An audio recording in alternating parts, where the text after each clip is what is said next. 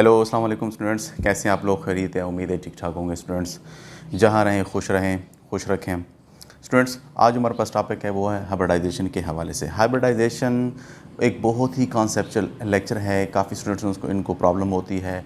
इंशाल्लाह इस चैनल के अंदर इस वीडियोस के अंदर मैं आपको ऐसे सुपर ट्रिक्स बताऊंगा जिससे आप फ़ौरन से हाइब्रिडाइजेशन को टिक कर पाएंगे, बजाय इसको मुकम्मल तौर पर सारी बॉन्डिंग वगैरह डिस्कस करने से पहले। लेकिन पहले मैं आपको ये कॉन्सेप्चुअल समझा दूँ कि इसको हमने कैसे समझना है। उसके बाद इंशाल्लाह मैं वीडियो के एंड पर आपको सुपर ट्रिक्स भी बताऊंगा। इस टॉपिक को इंशाल्लाह मैं तकरीबन 3 पार्ट्स के अंदर डिवाइड कर रहा हूँ, पार्ट 1, पार्ट 2 एंड पार्ट 3। तो आप काइंडली इन तीनों पार्ट्स को देखें। इंशाल्लाह आपको हाइब्रिडाइजेशन के हवाले से कोई भी प्रॉब्लम नहीं रहेगी। तो चलिए दोस्तों, चलते हैं अपने टॉपिक की तरफ। हम आते हैं, अगर आप लोगों ने इस टॉपिक को पढ़ने से पहले एक थ्योरी है जिसका नाम है VBT theory. Students, VBT theory अगर आप लोगों ने पढ़ी है तो ठीक है, नहीं तो कि मेरे चैनल पे जाओ और वीबीटी को सर्च करें। इंशाल्लाह आपको इसके हवाले से काफ़ी इन्फॉर्मेशन मिल जाएंगी और आप इस थ्योरी को आसानी से समझ पाएंगे। वीबीटी थ्योरी स्टूडेंट्स हमें ये कहती है, इसका एक जो पॉइंट है वो डिस्कस करते हैं कि ओनली अनपेयर्ड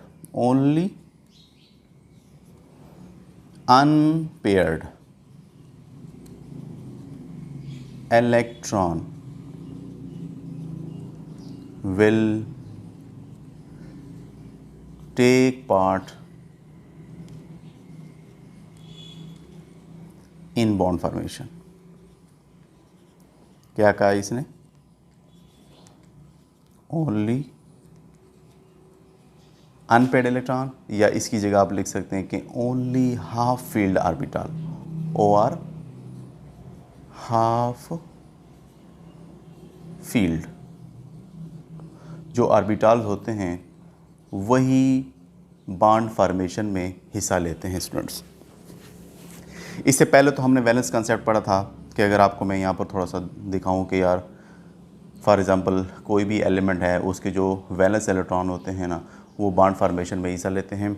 और उन इलेक्ट्रॉनों को फिर हमने डॉट एंड क्रॉस से भी शो किया था, और उससे ना हमने ये क्लियर हो गया था कि यार इसका ऑक्टेट एंड डुप्लेट पूरा हो जाता है और मालिक्यूल जो है ना ये बॉन्ड फार्मेशन मुकम्मल बॉन्डिंग कर लेते हैं, अपने इलेक्ट्रॉन या अपने आप को स्टेबल कर लेते हैं। यहाँ पर एक डिफरेंट कंसेप्ट बताया गया कि यार वहाँ तो जस्ट वैलेंस इलेक्ट्रॉनों का बता रहे थे, यहाँ पर ऑर्बिटल का बता रहे हैं, और वो भी half filled orbital bond formation में हिस्सा ले रहे हैं। तो ये कैसे? आप अगर इसी एग्जांपल से समझ जाएं, फॉर एग्जांपल अगर आप इसी कॉन्सेप्ट को लेते हुए अगर आप कार्बन की एग्जांपल लें तो कार्बन का एटॉमिक नंबर स्टूडेंट्स कितना होता है? कार्बन का एटॉमिक नंबर हमारे पास होता है 6, और ये हो जाएगा, अगर आप इसकी इलेक्ट्रॉनिक कन्फिगरेशन करें तो ये हो जाएगा 1s2 2s2 2p2। देख लें 6 इलेक्ट्रॉन हमने पूरे कर दिए स्टूडेंट्स यहाँ पे। अब अगर यहाँ पर हम चेक करें कि यार ये तो कम्प्लीटली फील्ड है, एस में मैक्सिमम 2 ही इलेक्ट्रॉन आ सकते हैं, 2 से ज़्यादा नहीं आते, है ना। और इसी तरह पी के फिर फर्दर ये सबशेल होता है, पी क्या है? सबशेल है। और इसके फर्दर कितने ऑर्बिटल्स होते हैं? पी के फर्दर अगर आप देखें तो इसके फर्दर 3 ऑर्बिटल होते हैं स्टूडेंट्स। ये अगर आप लोगों ने मेरी इलेक्ट्रॉनिक कन्फिगरेशन की वीडियो नहीं देखी तो आप उस पर जाएँ तो आपको वहाँ से काफ़ी इन्फॉर्मेशन मिल जाएगी। इसके फर्दर 3 ऑर्बिटल होते हैं, एक को हम px कहते हैं, एक को हम py कहते हैं, एक को हम pz कहते हैं। ये अकॉर्डिंग टू कोऑर्डिनेट एक्सेस होता है। जो हॉरिजॉन्टल एक्सेस पे है वो हमारे पास px कहलाता है, जो वर्टिकल एक्सेस पे है वो हमारे पास p है, और जो इन दोनों के अपोजिट है वो हमारे पास क्या कहलाएगा जी? pz access. ये आप ना कोऑर्डिनेट एक्सेस बना के, जो एक्सेस पे है वो px हो गया, जो इस तरह है वो py हो गया, और इन दोनों के बीच में है इस किस्म का, जो कि यानी वाइट बोर्ड के उस साइड पे और इस साइड पे है वो हमारे पास pz कहलाता है। अब स्टूडेंट्स, जैसे उसने कहा कि यार only half filled orbital will take part in bond formation, but here in carbon is just 2 half filled orbital is available, so it must have only 2 bond. क्या बताया मैंने कि यार जब वो हाफ फील्ड ऑर्बिटल ही बॉन्ड फॉर्मेशन में हिस्सा लेंगे तो कार्बन के अंदर तो जस्ट 2 ही ऑर्बिटल हैं हाफ फील्ड, तो इनको तो सिर्फ 2 ही बॉन्ड बनाना चाहिए। लेकिन आप CH4 के अंदर देख लें, अगर इसके आप मैं ऐसा स्ट्रक्चर बना कर दिखाऊँ आपको, CH4 के अंदर आप देख लें इसको, तो ये कितने बॉन्ड बना रहा है? कार्बन हमारे पास मैक्सिमम कहीं पर भी आप इनकी बॉन्डिंग देखें ऑर्गेनिक केमिस्ट्री के अंदर तो कार्बन मैक्सिमम 4 ही बॉन्ड बना रहा होता है। तो ये 4 बॉन्ड कैसे बना रहे? वीबीटी इसका भी आंसर देता है। और वो कैसे कि यहाँ पर ये जो चीज़ है ना, ये तो ग्राउंड स्टेट में पड़े हुए हैं। ग्राउंड स्टेट आप जानते हैं जब एटम ने कोई एनर्जी एब्जॉर्ब ना रिलीज़ की, अपने ही न्यूट्रल स्टेट के अंदर पड़ा हुआ है, जब आप इसको एनर्जी देते हैं तो इस वैलेंस शेल के अंदर, यानी ये एक ही शेल होता है ना, फॉर एग्जांपल ये आपका न्यूक्लियस है, उसके गिर्द ये पहला शेल है और इस तरह दूसरा शेल है, तो दूसरे शेल के अंदर s ऑर्बिटल भी होता है, n p भी होता है, पहले के अंदर सिर्फ s होता है। तो यानी आसानी से आप ना इसका इलेक्ट्रॉन इसके अंदर पुट कर सकते हैं, क्योंकि दोनों ही एक शेल के अंदर पड़े हुए हैं, थोड़ी सी एनर्जी आपको यहाँ पर लगानी पड़ेगी। तो क्यों ना हम यहाँ पर एनर्जी लगा के क्या करते हैं, इसका एक इलेक्ट्रॉन ट्रांसफ़र करते हैं इस कार्बन का किसकी तरफ, इस ऑर्बिटल की तरफ। तो जैसे ही यहाँ से एक इलेक्ट्रॉन उसमें ट्रांसफ़र हो जाता है स्टूडेंट्स, तो यहाँ से जब ना ये कितने हो जाएंगे आपके पास, अभी कितने हो जाएंगे स्टूडेंट्स, अब आपके पास 4 हाफ फील्ड ऑर्बिटल अवेलेबल है। और ये 4 हाफ ऑर्बिटल क्या करेंगे, बॉन्ड फॉर्मेशन में हिस्सा लेंगे, क्योंकि वीबीटी हमें कहती है कि यार हाफ फील्ड ऑर्बिटल जो होते हैं, हाफ कह रहा हूँ मैं बार बार, यार एक ऑर्बिटल के अंदर मैक्सिमम 2 ही इलेक्ट्रॉन आते हैं। सब शेल की बात नहीं हो रही, ऑर्बिटल की बात हो रही है। सब शेल की अगर बात करें तो एस में 2 होते हैं, पी में 6 होते हैं, डी में 10 होते हैं, एफ में 14 होते हैं। लेकिन ऑर्बिटल की बात करें तो ऑर्बिटल, हर ऑर्बिटल के अंदर स्टूडेंट्स 2 से ज़्यादा इलेक्ट्रॉन नहीं आते हैं। एस के अंदर 2 थे तो हमने इसको एक यहाँ पे ट्रांसफ़र कर दिया। अब यहाँ पर भी हर एक के अंदर एक एक अगर आप डाल करते तो पी में 6 हो जाएंगे ना, लेकिन पी क्या है, देखिए हर एक के अंदर एक एक इलेक्ट्रॉन पड़ा हुआ है, यानी हर ऑर्बिटल के अंदर फर्दर एक इलेक्ट्रॉन की कंट्रीब्यूट करने की, ऐड करने की सलाहियत अभी भी है। तो कहने का मतलब है यार ये half filled orbital bond formation में हिस्सा ले रहे हैं, और जब ये हाफ बॉन्ड फॉर्मेशन में हिस्सा लेंगे तो अगर आप हाइड्रोजन की इलेक्ट्रॉनिक कन्फिगरेशन करो तो हाइड्रोजन का एटॉमिक नंबर 1 है और इसका क्या हो जाएगा 1s1। तो उसी तरीके से यहाँ पर अगर आप देखें तो 4 हाइड्रोजन है मीथेन के अंदर। इसी तरह ना मैंने सार बताया कि यार कार्बन मैक्सिमम 4 ही बॉन्ड बनाते हैं। आप चाहे कार्बन टेट्राक्लोराइड ले लो, हाइब्रिडाइजेशन के फॉर एग्जांपल बेंजीन के अंदर देख लो, कहीं पर भी अल्कीन अल्काइन कहीं पे भी देख लो, ऑर्गेनिक केमिस्ट्री के अंदर कार्बन मैक्सिमम आपको 4 बॉन्ड बनाकर दिखाई देने वाला है। यहाँ पर अगर देखें तो 4 हाइड्रोजन चूँकि यहाँ पर अटैच हैं, तो अगर हम इसको ऐसे बना लें कि यार ये ना 4 हाइड्रोजन बॉन्ड फॉर्मेशन में हिस्सा ले रहे हैं, एक एक इलेक्ट्रॉन होता है हर हाइड्रोजन के पास। यहाँ अगर आप देख लें तो यहाँ पर एक एक हाइड्रोजन यहाँ पर अवेलेबल है। अब स्टूडेंट्स होगा क्या कि यार ये ना ये आपस में बॉन्ड बना लेंगे, ये आपस में बॉन्ड बनाएंगे, ये आपस में बॉन्ड बनाएंगे, ये आपस में बॉन्ड बना लेंगे। अगर आपको पता है कि यार इसके अंदर 1s1 यानी सब के अंदर s सब शेल ही है, ये ना s ऑर्बिटल ही है। अब इस साइड पे तो एक s का ऑर्बिटल यानी इस कार्बन का जो है ना इस कार्बन का जो s ऑर्बिटल है और यहाँ और इस हाइड्रोजन का जो s ऑर्बिटल है, ये आपस में बॉन्ड बना लेते हैं, यानी इसका भी s और इसका भी s ओवरलैप कर लेंगे। यानी ये वाला जो बॉन्ड है ना, इसका भी एक साइड पे s है, दूसरी साइड भी s है, तो ये आपस में s ओवरलैप कर लेंगे, यानी s बॉन्ड बन जाएगा स्टूडेंट्स। इसी तरह बाकियों को अगर आप देखें तो एक तरफ से s है, दूसरी तरफ से p है, यानी बाकियों में देखें तो तीनों के अंदर sp ओवरलैप हो रहा है। यहाँ पर कार्बन का p तो उसका s देख लें, तो यहाँ पर देख लें 3 आपके पास ऐसे बॉन्ड बन रहे हैं जो कि sp ओवरलैप से बन रहे हैं, जबकि एक आपके पास ss ओवरलैप से बन रहा है। तो इस किस्म की बॉन्डिंग हमारे पास क्रिएट होती है अकॉर्डिंग टू वीबीटी कॉन्सेप्ट्स। अब अगर देख लें हम डेली रूटीन के अंदर भी और एक्सपेरिमेंटली भी ये प्रूफ है यार, कार्बन के ना ये सारे के सारे बॉन्ड इक्विवेलेंट होते हैं, इक्वल होते हैं, सेम होते हैं, सब में बॉन्ड एंगल 109.5 डिग्री का है। लेकिन यहाँ पर अगर आप देखें अकॉर्डिंग टू वीबीटी तो एक तो ss ओवरलैप से बना है, एक sp, बाकी 3 sp से बने हैं, तो जाहिर बात है इनकी बॉन्ड लेंथ, बॉन्ड एनर्जी वगैरह ये सब में डिफरेंस होगा, तो ये तो सेम नहीं आ रहे। इस कॉन्सेप्ट्स को वीबीटी थ्योरी एक्सप्लेन नहीं कर पाई कि कार्बन के तो सारे के सारे बॉन्ड एक जैसे होते हैं, इक्विवेलेंट होते हैं। एक्चुअल में क्या होते हैं स्टूडेंट्स, उम्मीद है आप चीज़ों को पिक कर रहे होंगे। एक्चुअल में क्या होते हैं, एक्चुअल में all 4 bonds in carbon are equal. अब ये इक्वल कैसे हो गए, हमें तो जाहिर में ये SS है, ये बाकी 3 SP हैं, तो इस कॉन्सेप्ट को एक्सप्लेन नहीं कर पाई वीबीटी, और यहीं पर ही बर्थ होती है स्टूडेंट्स हाइब्रिडाइजेशन की, यहीं पर ही हाइब्रिडाइजेशन की हमें ज़रूरत पड़ी। अब आप आते हैं हाइब्रिडाइजेशन की तरफ कि यार हाइब्रिडाइजेशन को ना इस पॉइंट को आपके हाथ कैसे एक्सप्लेन करते हैं। हाइब्रिडाइजेशन हमें ये कहती है स्टूडेंट्स कि यहाँ पर थोड़ा सा इसको अगर हम क्लियर कर लें, थोड़ी सी स्पेस क्रिएट हो जाएगी। हाइब्रिडाइजेशन हमें क्या कहती है? हाइब्रिडाइजेशन स्टूडेंट्स हमें बताती है कि यार ये ना बॉन्ड बनाने से पहले जितने भी ऑर्बिटल होते हैं ना, ये इंटरमिक्स हो जाते हैं। इंटरमिक्स होकर हाइब्रिड का मतलब स्टूडेंट्स क्या होता है? हाइब्रिड का मतलब होता है मिक्स। Hybrid means mixing. अब यहाँ पर किस चीज़ की मिक्सिंग हो रही है? यहाँ पर मिक्सिंग हो रही है स्टूडेंट्स किस चीज़ की? यहाँ पर मिक्सिंग हो रही है जी ऑर्बिटल्स की। कैसे? कि यहाँ पर आपको ये एक्सप्लेन करने के लिए, यहाँ पर अगर आप इसको थोड़ा सा ज़्यादा कॉन्सेप्चुअल तरीके से देखें तो आपको ज़्यादा क्लियर हो जाएगा कि होता क्या है स्टूडेंट्स। यहाँ पर हमारे पास के फिर से बता देता हूँ कि हमारे पास जो कार्बन था वो उसकी इलेक्ट्रॉनिक कन्फिग्रेशन कितनी थी? 1s2 2s2 and 2p2। तो यहाँ पर हमने देखा कि यार इसका जो ना एक इलेक्ट्रॉन चला जाता है p के अंदर और इसके अंदर कितने हाफ फील्ड ऑर्बिटल क्रिएट हो जाते हैं स्टूडेंट्स।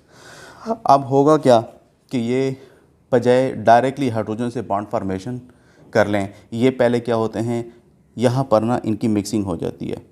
जब ये मिक्स होंगे तो एक डिफरेंट किस्म के ऑर्बिटल्स क्रिएट हो जाएंगे और उनका नाम भी इन्हीं मिक्सिंग ऑफ ऑर्बिटल के नाम पर रखा जाएगा।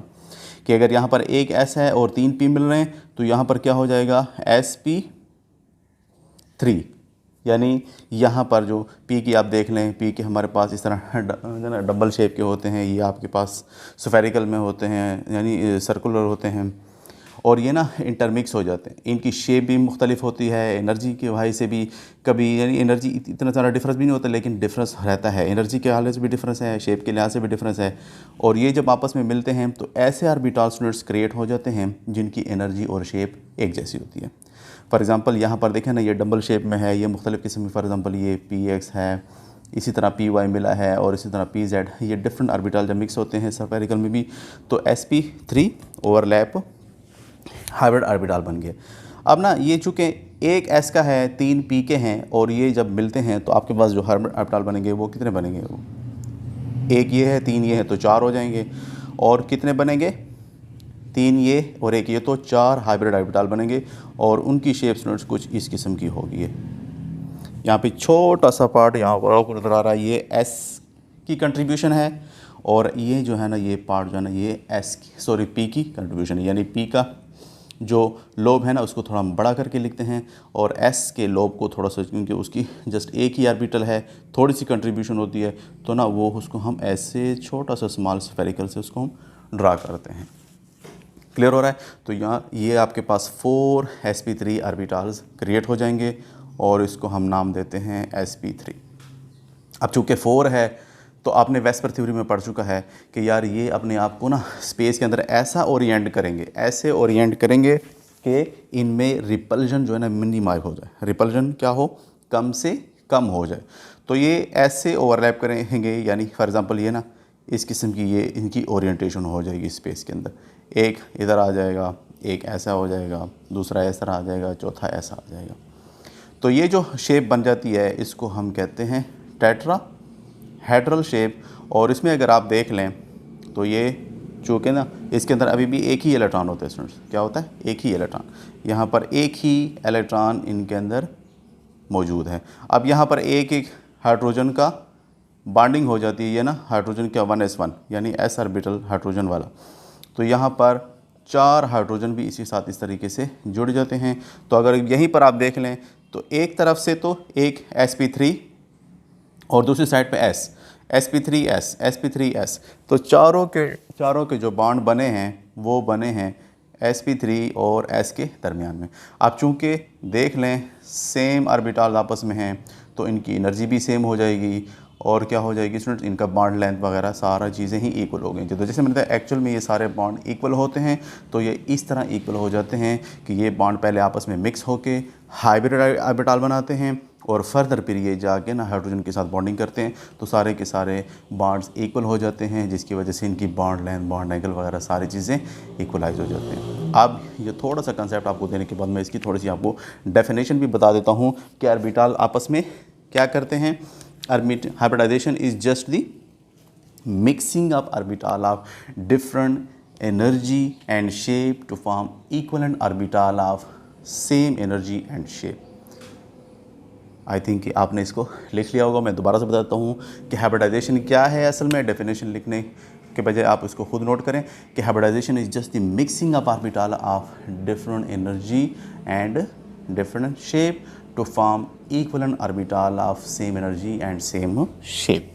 कि इस किस्म की हाइब्रिडाइजेशन के बाद ये ना आपके पास सेम ऐसे एनर्जी वाले ऑर्बिटल्स डेवलप हो जाते हैं और ये फिर फर्दर ना बॉन्ड फॉर्मेशन में हिस्सा लेते हैं। अब इसकी थोड़ी सी मैं ना आपको थोड़े से टाइप्स के हवाले से भी आपको इन्फॉर्मेशन देता हूँ कि कौन कौन से टाइप्स होते हैं स्टूडेंट्स। यहाँ पर ये आपको थोड़ा सा ना ये फर्दर और भी मज़ीद अच्छे से क्लियर हो जाएगा स्टूडेंट्स। इसके थोड़े से टाइप्स पे देखते हैं। जैसे कि फॉर एग्ज़ाम्पल अब अगर आपके पास कार्बन का अगर आप देख लें, कार्बन से ही समझ जाए, कार्बन हमारे पास 1s2 2s2 एंड 2p2। अब यहाँ पर फॉर एग्ज़ाम्पल अगर ये ग्राउंड स्टेट से चले गए हैं किस में, एक्साइटेड स्टेट में, जैसे ये ना ये इसी ग्राउंड स्टेट है, एक जाएगा इधर तो ये हो जाएगा आपके पास ये ना आपके पास ये क्या है ग्राउंड स्टेट में, जब एटम को कोई एनर्जी वगैरह नहीं मिली, ना उसने एनर्जी एब्जॉर्ब की है ना उसने एनर्जी रिलीज़ की है। एक्साइटेड स्टेट के अंदर क्या हो जाएगा स्टूडेंट्स कि इसका एक इलेक्ट्रॉन चूँकि उसमें चला गया, यहाँ पर 3 पी के बन जाएंगे इस तरीके से। अब अगर यहाँ पर हाइब्रिडाइजेशन को देखते हैं, अगर आपके पास एक एस वाला और एक पी का ऑर्बिटल मिल जाए तो उसी हाइब्रिडाइजेशन को हम क्या कहते हैं, sp हाइब्रिडाइजेशन। क्या, sp हाइब्रिडाइजेशन। और इसकी जो शेप होगी स्टूडेंट्स, एक s का है एक p का है, ये फॉर एग्जाम्पल p का है, ये आपके पास s का है, तो कितने बनेंगे 1 + 1 तो 2 बनेंगे। और कौन सी शेप इनकी होगी students, s and p hybridisation इसको हम कहते हैं। और चूँकि 2 बने हैं तो ये स्पेस में ऐसी ओरिएंटेशन करेंगे ताकि रिपल्जन मिनिमम हो जाए। फॉर एग्ज़ाम्पल यहाँ पर एक कार्बन का एक s और एक ये p आपस में मिल जाए, अगर ये मिलेंगे तो क्या होगी, sp हाइब्रिडाइजेशन हो जाएगी और आपके पास लीनियर शेप बनेगी। इनमें बॉन्ड एंगल कितना हो जाएगा 180 डिग्री सेंटीग्रेड। यानी ये इनके दरमियान में जो रिपल्शन होगी उसको कम से कम करने के लिए ये ना आपस में इतना दूर दूर का फासला तय कर सकते हैं। इसी तरह अगर आपके पास एक s का हो स्टूडेंट्स और 2 p के मिल जाएं तो क्या हो जाएगा, 2 इसके हैं एक इसका, तो क्या हो जाएंगे 3, और p के 2 हैं s का 1 है तो क्या हो जाएगा sp2 हाइब्रिडाइजेशन। अब चूँकि 3 ऑर्बिटल बन चुके हैं स्टूडेंट्स, कितने बन गए हैं 3, तो ये 3 आपके पास ऐसी ओरिएंटेशन करेंगे से स्पेस के अंदर, इस तरह जैसे फ़ैन होता है, छत वाला पंखा जो होता है हमारे पास सीलिंग फैन, उसके अंदर ये 3 बिल्कुल बराबर में ये पर ऐसे होते हैं कि इनके दरम्यान में जो बॉन्ड एंगल होता है सारी चीज़ें ये इक्वल होती हैं। ये हमारे पास 120 डिग्री का एंगल होगा और इसको हम कहते हैं sp2 हाइब्रिडाइजेशन। इसकी शेप लीनियर होगी, ये हमारे पास क्या कहलाएगा, ट्राइगोनल प्लेनर। क्या होगा, ट्राइगोनल प्लेनर इनकी शेप होगी। ये सारी चीज़ें आपको मुकम्मल इनकी शेप वगैरह सारी चीज़ें मैं इंशाल्लाह आपको अगले लेक्चर के अंदर ये सारी चीज़ें क्लियर तरीके से डिटेल से बता दूंगा। यहाँ पर जस्ट आपको एक हाइब्रिडाइजेशन का कॉन्सेप्ट दे रहा हूँ स्टूडेंट्स। यहाँ पर एक और जो चीज़ है हमारे पास, अगर आपके पास एक s का हो और 3 p के ऑर्बिटल मिल जाएं तो इससे क्या हो जाएगा, एक 3 वो है एक वो है तो 4sp3, p के 3 है एक s का 1 है तो sp3। और ये कैसी ओरिएंटेशन करेंगे, अभी जो पूरा मैंने बताया था कि इसकी ना टेट्राहेड्रल किस्म की शेप बनेगी और हर एक के अंदर जो बॉन्ड एंगल होगा 109.5 डिग्री का, और इसको हम कहते हैं टेट्राहेड्रल शेप।